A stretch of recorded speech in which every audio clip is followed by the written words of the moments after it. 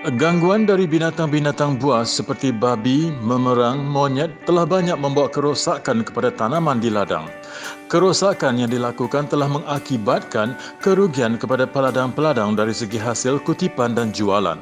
Oleh itu, Profesor Madya Dr. Muhammad Imran bin Ahmad telah mencipta satu teknologi yang dikenali sebagai teknologi e-scarecrow. Assalamualaikum dan salam sejahtera. Saya Profesor Madya Dr. Muhammad Imran bin Ahmad daripada Universiti Malaysia Perlis. Hari ini saya akan perkenalkan satu produk inovasi di dalam bidang pertanian yang diberi nama e-scarecrow. Tujuan alat ini dibangunkan ialah untuk membantu para petani menangani masalah haiwan perosak yang sering mengganggu kawasan pertanian seperti monyet, kera, babi hutan dan tupai. Alat ini juga berpotensi untuk digunakan di kolam pertanian untuk menghalau memerang yang seringkali menceroboh kawasan kolam untuk memakan ikan.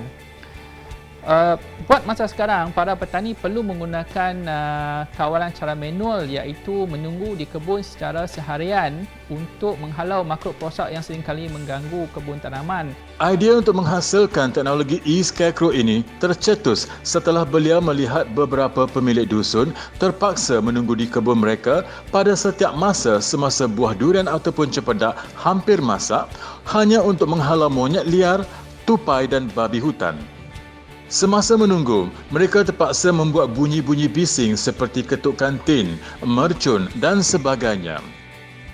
Dr. Muhammad Imran yang juga mempunyai dusun buah-buahan dapat melihat masalah ini dengan lebih jelas dan dari sini timbul idea untuk mencipta sesuatu bagi menggantikan tenaga manusia untuk mengawal dusun untuk tempoh yang lama sehinggalah buah-buahan atau tanaman dapat dipetik dan dituai.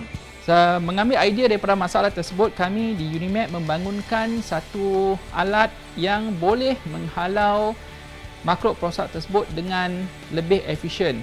Penggunaan alat ini boleh digunakan selama 24 jam.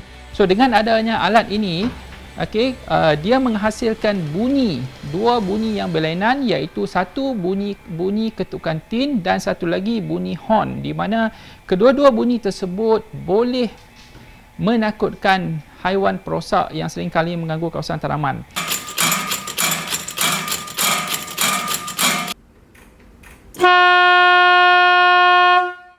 Sistem ini menggunakan kuasa bateri, kuasa solar dan juga kuasa elektrik. Jadi para pengguna boleh memilih 3 mod kuasa tersebut bergantung kepada kesesuaian kebun masing-masing.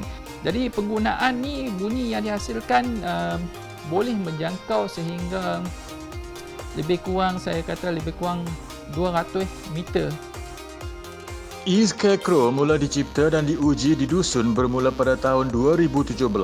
Sehingga sekarang, alat tersebut telah ditambah baik untuk meningkatkan ketahanannya agar tidak mudah rosak, mudah diselenggara dan dapat beroperasi secara optimum.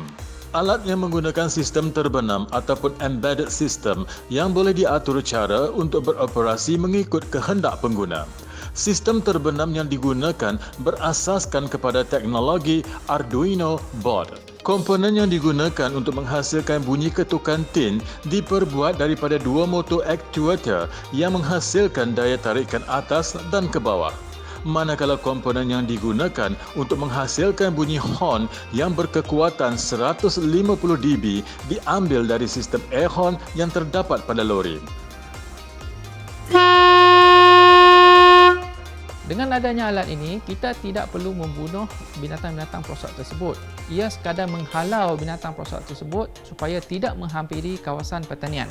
So ini selari dengan dasar yang kita amalkan sekarang iaitu babi hutan, monyet dan sebagainya tidak boleh ditembak sewenang-wenangnya. Untuk saiz dusun yang lebih besar, alat ini mampu untuk mengawal seluruh kebun tersebut dengan menambah bahagian pengetuk sahaja tanpa perlu memberi beberapa alat unit tambahan.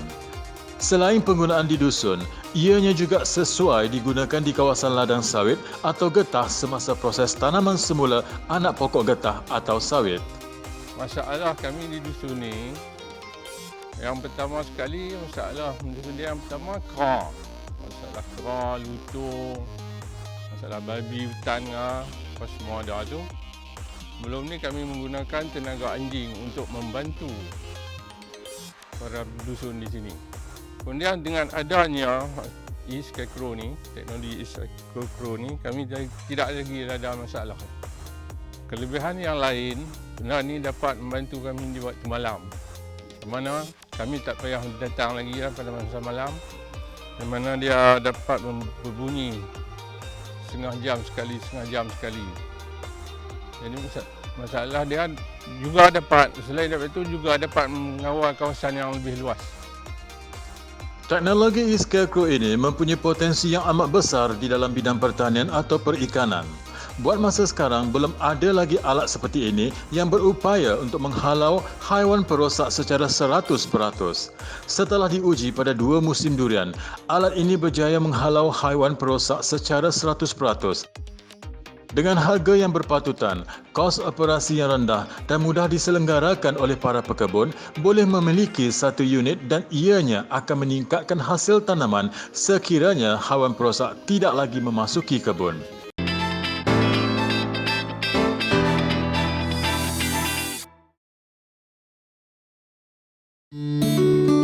Pertanian bandar boleh dilaksanakan di dalam bandar dan juga di kawasan sekolah dengan menggunakan teknologi yang telah diperkenalkan oleh para penyelidik. Program pertanian bandar kini telah mula diperluaskan ke kawasan-kawasan sekolah untuk mendekatkan pengetahuan murid-murid tentang ilmu pertanian. Ini sebagai langkah pertama untuk mendidik generasi muda ini agar melihat bahawa pertanian juga merupakan satu cabang pendapatan apabila mereka tamat bersekolah nanti. Sekolah Rendah Chong Hua Confucian yang terletak di Pulau Pinang telah mengambil inisiatif untuk mengadakan program tanaman di sekolah bagi tujuan ini. Menurut pengetuanya, Puan Tan Git Chun, program yang dimulakan pada tahun lepas adalah bagi bertujuan untuk membuka minda murid-murid sekolah ini tentang kepentingan pertanian dalam hidup seharian. Saya, Puan Tan Git Chun, umur 54 tahun, merupakan guru besar SJKC Chong Hua Confucian Big, Pulau Pinang. Kami telah menggunakan teknologi otomasi dalam pertanian di sekolah kami. Kami telah mulakan projek Aquaponic Science Park ini mulai dari tahun lepas, iaitu hujung tahun. Tapi dengan usaha PIBG ini, kami telah siapkan rancangan atau projek kami dalam bulan Januari. Menggunakan sistem aquaponik otomasi, sekolah ini telah berjaya menanam pelbagai tanaman sayur-sayuran seperti bayam Brazil, pudina, keladi dan juga peria.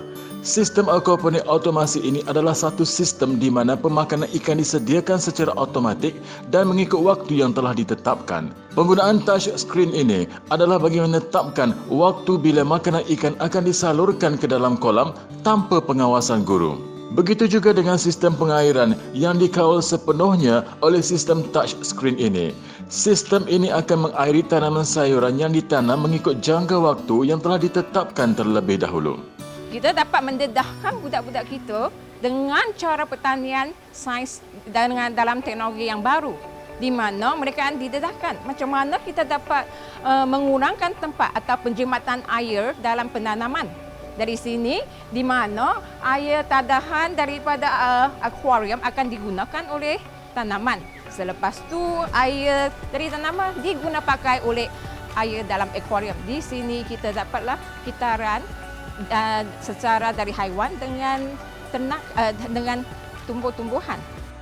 Cikgu-cikgu akan menggunakan taman ini sebagai satu tempat untuk BDPC, RVT ataupun kita dalam sekolah kami sedang dalam usaha dalam satu program place-based learning, di mana budak-budak akan dibawa sesuatu tempat untuk belajar melalui pengenalan ataupun hands-on dalam tempat-tempat itu. Jadi taman inilah menjadi satu tempat yang ideal untuk aktiviti PDPC.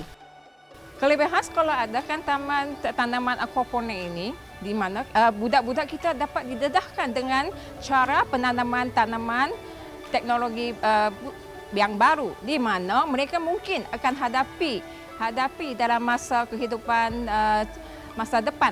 Sebab sekarang tu kita memang dalam krisis pencemaran air, pencemaran tanaman, dan hasil daripada tanaman aquaponik ini memang bebas daripada pencemaran.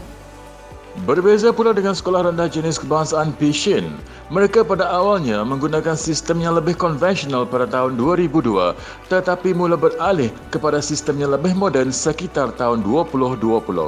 Dengan menggunakan pendekatan yang sama iaitu aquaponik automasi, sekolah ini juga telah menghasilkan sayuran seperti salad, kacang panjang, bendi dan beberapa sayuran yang lain. Bagi pengetua sekolah ini iaitu Puan Chan Pai Kyo, antara motif utama diadakan tanaman bandar di sekolah ialah untuk memberi pendedahan sektor pertanian berteknologi baru kepada murid agar mereka berminat untuk berkecimpung dalam pertanian yang berteknologi.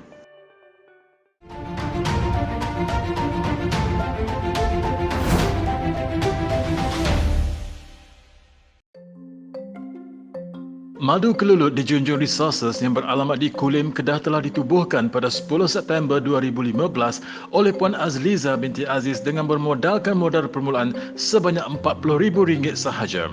Perniagaan madu dan kopi yang berasaskan Kelulut ini telah berkembang dengan baiknya kerana dari 3 orang tenaga pekerja di awal perniagaannya, kini Puan Azliza mempunyai 10 orang pekerja sepenuh masa dengan keuntungan kasar sebanyak RM18,000 sebulan.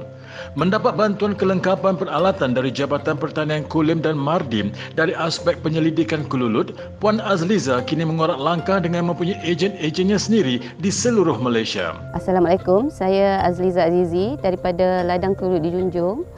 Kami di Ladang Kelulut di Junjung menternak madu dan juga menghasilkan kopi Kelulut di Junjung. Kopi Kelulut di Junjung mengandungi bahan utama iaitu madu kelulut. Selain daripada madu kelulut, bahan lain ialah seperti buah tin dan juga habatus sauda terdapat juga di dalam kopi kami. Dapatkan kopi Kelulut di Junjung kami kerana kopi Kelulut di Junjung kami siapa-siapa saja boleh minum. Sempoi! Kelebihan meminum madu dan kopi Kelulut ini ialah ianya dapat memberikan tenaga tambahan kepada tubuh manusia. Ini kerana madu dan kopi Kelulut yang dipasarkan oleh syarikat ini ianya menggunakan madu 100% dan tiada campuran-campuran yang lain. Idea yang dicetuskan ketika bersantai bersama adiknya 5 tahun dahulu kini terbukti bahawa perniagaan yang berasaskan pertanian mampu menjanakan pendapatan yang lumayan kepada mereka berdua. Dan menurut Puan Azliza lagi, sekiranya mereka terus mendapat bantuan dari agensi-agensi kerajaan, mereka akan mengeluarkan lagi lebih banyak produk-produk yang berasal dari madu serta memperbaiki sistem ladang Kelulut supaya lebih berproduktif serta efisien.